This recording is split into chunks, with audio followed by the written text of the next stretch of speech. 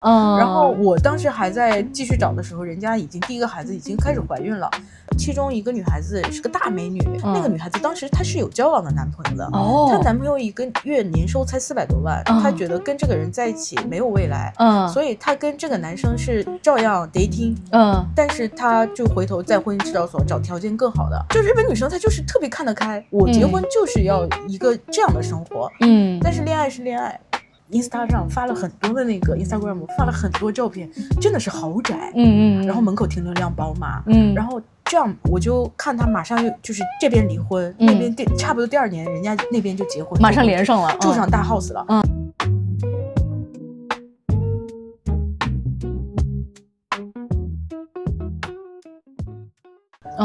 哎，但你会不会有这种感觉，就是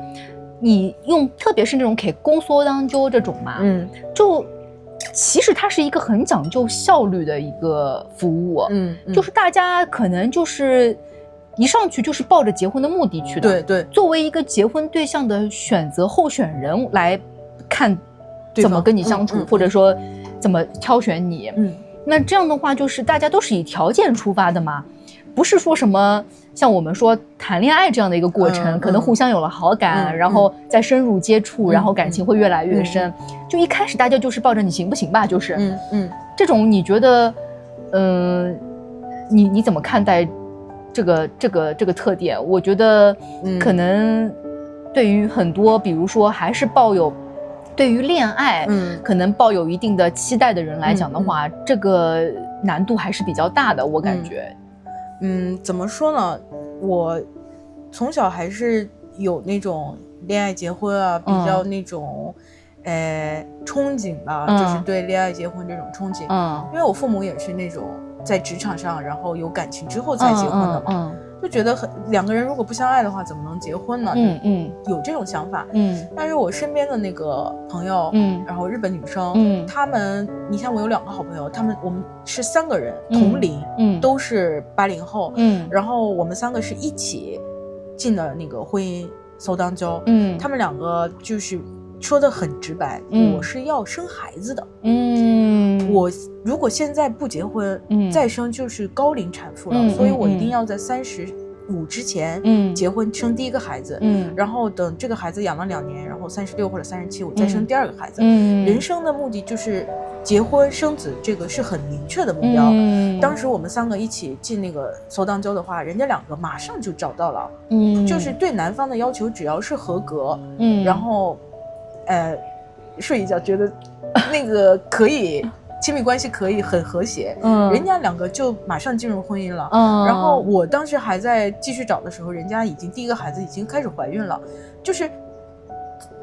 从进入婚姻介绍所，然后到结婚也就是不到小半年，然后结完婚之后再生孩子就是1年，就是很快的结束战斗。我觉得就是我在日本相处下来的话，我觉得日本这一类女性还是挺多的。对，我觉得挺多的。那你觉得就是你身边的朋友也好，或者怎么样也好，在你感觉就是是不是日本大多数女性就是像你那个朋友那样的，还是说其实日本也是分得比较开的，有像你这2个朋友这样子，就是奔着条件去的，我就是要生小孩的，也有就是像我们这样所谓的就是就看缘分，对吧？就是追求2个人的感觉，就是奔着所谓的爱情去的。你觉得日本跟我们就是从国籍上来讲的话，有什么不一样吗？我自己身边的观察，不是说所有都是日本人都是这样的。我觉得日本人跟我这一代80后唯一的不同就是人家很小就可以谈恋爱。像我们当年都叫早恋，就是像什么初中、高中，甚至到了大学，大家都很少谈恋爱。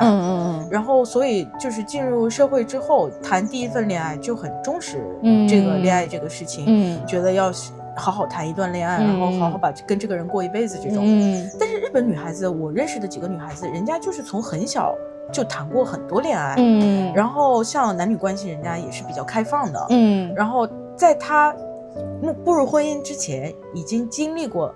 很多场什么刻骨铭心的恋爱啊，或者是什么随便玩玩的恋爱啊，或者是友達以上恋人迷茫，就是这种暧昧的关系啊，人家都已经经历过很多了。就是人在他决定进入婚姻之前，他已经把这些该尝过的都尝过了。所以人家奔着婚姻，也就是说跟恋爱是分得很开的。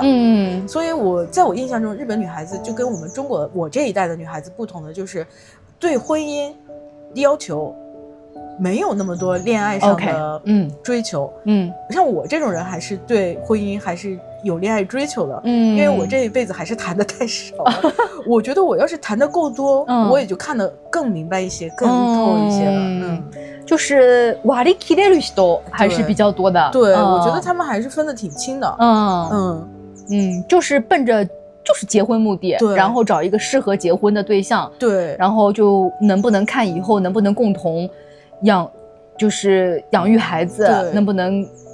比较好的过下去。就我刚才说的那2个女孩子跟我一起同时进婚姻介绍所的，其中一个女孩子是个大美女。当时就是我们一起进婚姻介绍所，是我们3个女孩子偷偷说的。那个女孩子当时她是有交往的男朋友的。她男朋友一个月年收才400多万，她觉得跟这个人在一起没有未来。所以她跟这个男生是照样 dating。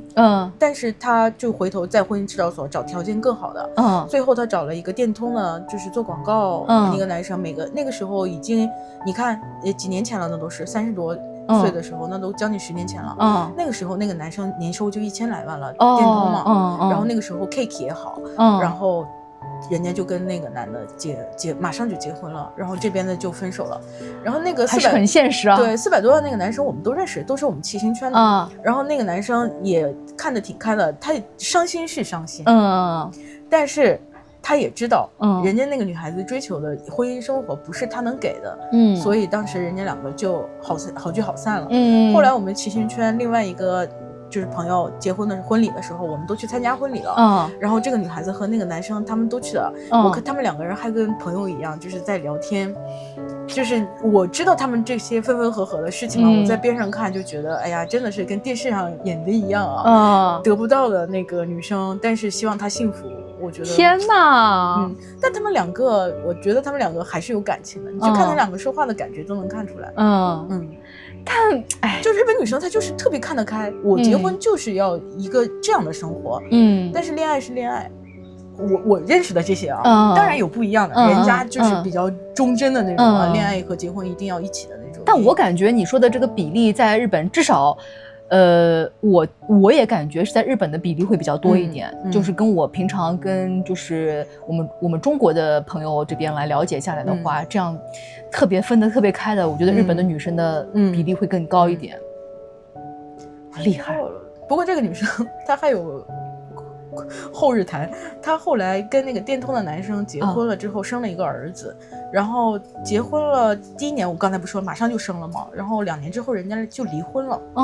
离婚为啥呢？因为那个男的不想买房。那个男生是一个东京的男生，就是他妈妈家那个房子在港区还是挺好的位置。他就觉得我没有必要在现在房价这么贵的时候出手买房。我就想继承我们老家的房子，跟他妈妈一起过。然后让我这个女生的朋友他们一起生活。她不想要跟婆婆然后继承她那个老家那个房子那种生活。人家想要再买一个大一点的房子，然后再生自己的孩子。然后过了2年，她跟我说离婚了。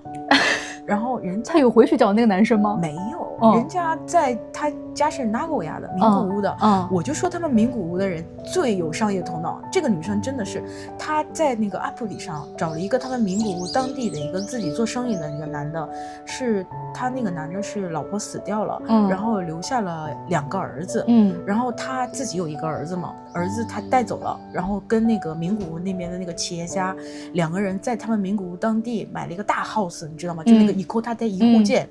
然后他那个Insta 上发了很多的那个 Instagram 发了很多照片，真的是豪宅，然后门口停了辆宝马，然后这样我就看他马上又就是这边离婚，那边差不多第2年人家那边就结婚，马上连上了，住上大 house 了，然后就是他有一个儿子，那个男人前妻2个儿子，就3个儿子，后来他觉得不够，他又生了一个女的，女儿，他现在一共是一个妈妈4个儿子，3个儿子一个女儿，他自己亲生的有2个，一儿一女，人人生完美啊！他现在就是做阔太太，然后家里只要看好这4个孩子就行。天哪，哎，我觉得这点就他其实你有没有发现，就是不纠结，他的目标就很明确。年轻的时候可能就是谈恋爱啊，然后我要结婚了，我就是要奔着一个就是各方面经济条件能够让我觉得可以结婚的、可以生小孩的人去。然后他达到了那个目标之后，他下一个目标就是我要住大房子。对，我要住大房子。然后他发现这个人他满足不了他这个愿望，那个目标，他就马上换另一个能够满足他这个目标的人。他就是非常的，我就说我不是有地域偏见，他们名古屋的女人真的是我见过几个对生活对这个人生特别计较的女人，都是有明确目标，然后努力追求的都是名古屋的人女生。这地狱他们真的是有商业头脑，人家那个三河米卡娃，人家自古就是有商业头脑的。我跟人家当然差别很大了，像我放不开的人嘛，我觉得其实只要找一个情投意合的人，在一起能玩得好聊得来，然后有没有孩子那都是自然的天上决定的事情，也不是自己能决定的嘛。像我这种人就不适合婚姻介绍所这个手段去找，还是在日常生活中碰。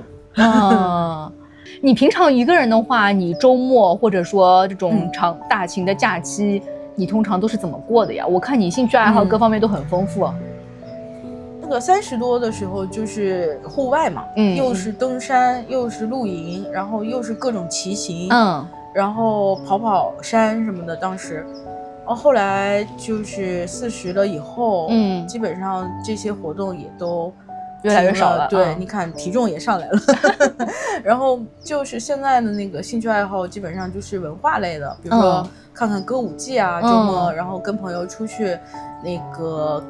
看看电影啊，然后吃饭聊聊天这种。那我看你看那种里边多什么歌舞伎之外，你还有的时候去看野球啊。对，这个棒球我很喜欢，棒球很喜欢啊，就是中年妇女和中年男人的爱好我都兼备。棒球我很喜欢的，棒球这个你就算不花钱去的话，你在那个电视里面看，就是像什么甲子园啊，我可以从早看到晚的，真的是一边喝着啤酒啊，一边看啊，就很开心。然后我看你还经常看那个自行车赛，因为你自己以前也是骑行的，所以我看你环法呀、什么环意啊，然后还有 One Day Race 我都看的。对，比赛我还是很喜欢看的，这种也不用你投入太多的那个情感，你只要看，然后要是人家比得好了，你就多喝2杯，然后要是比得不好了，你就可以骂呀，在网上随便骂呀。挺好，挺开心的。然后我看你还那个什么，每隔一段时间还要去那个料理教室是吧？啊，对，这个一个是兴趣爱好，一个是社交。毕竟工作和就是我们公司的同期这种好朋友之外，总要有一些那个社会上的，就是跟你工作没有关系的一些交往。的确，原来我们骑行的时候有很多骑行的朋友，现在也有联系的。然后再就是像那个料理教室，这个料理教室都是那个50多岁、60多岁的那个姐姐，她们都是经历过泡沫时代、把不留基代的那些，一个个都特别powerful的，就是她们也有的单身，有的是跟那个丈夫一起丁克，就家里都没有孩子，但是你觉得她特别energy full 的那种，就是特别powerful，然后跟他们在一起，然后他们会。就是在我自己觉得，哎呀，这个事情要怎么办啊？尤其是家里老人出了事情怎么办的时候，他们就特别开导我。怎么说？兴趣爱好是一方面，就通过这个料理教室，我已经去了9年10年了嘛，跟他们关系也是一直维持的挺好的。就是一种社交嘛。就你觉得是跟他们相处的过程当中是可以获得能量的，获得能量的，不是说是那个吸收负能量，而是我能够从他们身上获得能量。那还挺不错的。那挺好的，反正就自己一个人也过得很充实，但是如果有良缘的话，也是能够对在感情生活上，因为是空档太长时间了嘛，如果有的话，我还觉得可以。但是你说现在谈一场什么那种痛彻心扉啊，什么那种恋爱，也没有这个能量了吧，没有这个体力和这个能量了。就是还是希望别投入太多，然后两个人能够平和的那种。对，就是中年人拉戏。对的感情生活。对。不要搞得天天哎呀联系不上啊，就疯狂联系，然后到了什么那个自己过生日啊，一定要对方怎样怎样的那种、所谓的仪式感啊那种我觉得都不太需要，大家都能够放轻松，对、能够真实的做自己，对、反而是就是说一件很无聊的事情的时候，两个人笑点能够、就是我说的那个笑话多 low， 对方都能 get 到我的笑点，然后能跟我就是嘲笑我也好啊，或者是跟我同时一起开心的笑一笑，这样人生就足够了，是吧？你也不需要人家给你买什么。是，好，祝你早日找到良缘啊！对啊，如果有看上我的啊，在评论区留言留言，私信。